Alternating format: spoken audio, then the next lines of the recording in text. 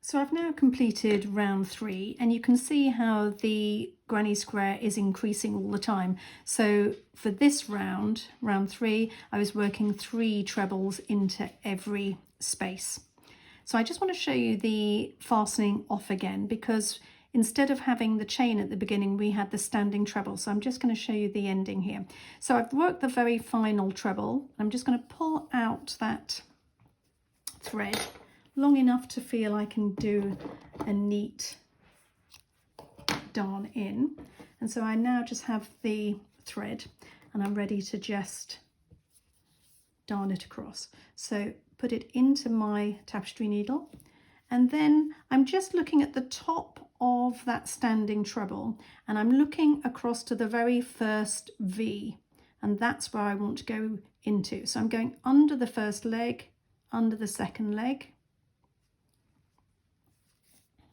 from front to back, and then I'm just going to bring that back through the middle of the previous stitch, and then I just like to catch that extra loop at the back just to make it a little bit firmer, the join.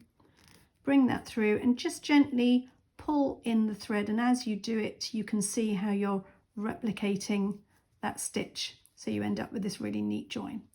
So I will then just turn it over and darn that into the back of the work. I won't do that now, but I would spend time doing that afterwards. So I'm now going to show you how to do the next round, and this is where we turn the round into a square. So I'm getting my next colour, and again I'm going to start with a standing treble. So as before, I just wrap over my hook 3 times. 1, 2, 3. Then I can go into any space between these sets. So I'm just going to put my hook from front to back through that into that space from the front to the back, and then pass over the working ball thread over the top, and then get my hand position in place, and then those wraps are going to be ready to use. I've just got to bring the yarn forward to the beginning with the hook, and now we're ready to begin the round.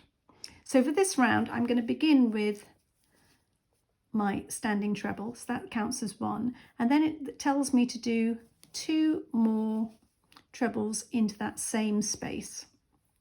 So I'll let go of that thread, so I'm going to do 1 more to make my 3. Now this is my very first corner, so for the corner I want to now add 1 chain, and then into that same position I'm going to add another 3 trebles, and this is my first corner made.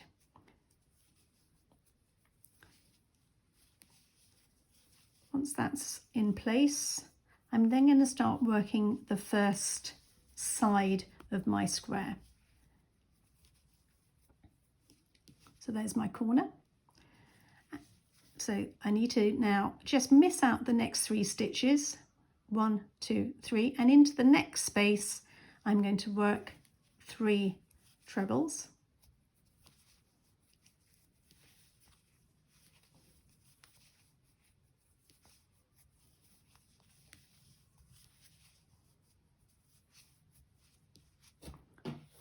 Then again miss the next 3 stitches, 1, 2, 3, and into the next space work another 3 trebles,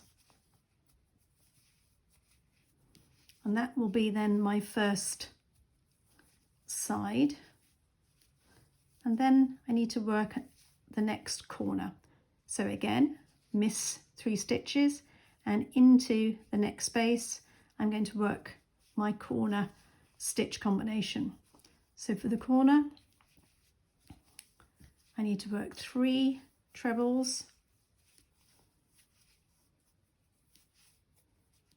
then 1 chain, and then 3 trebles.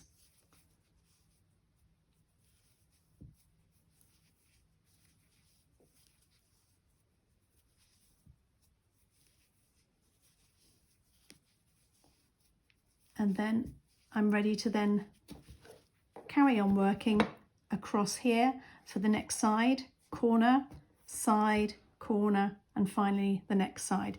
It still looks a little bit rounded, but that's fine because there's still another round to go, another square round to go on top of this. But you can see now how this works with the corner and the sides and the corners added to your round.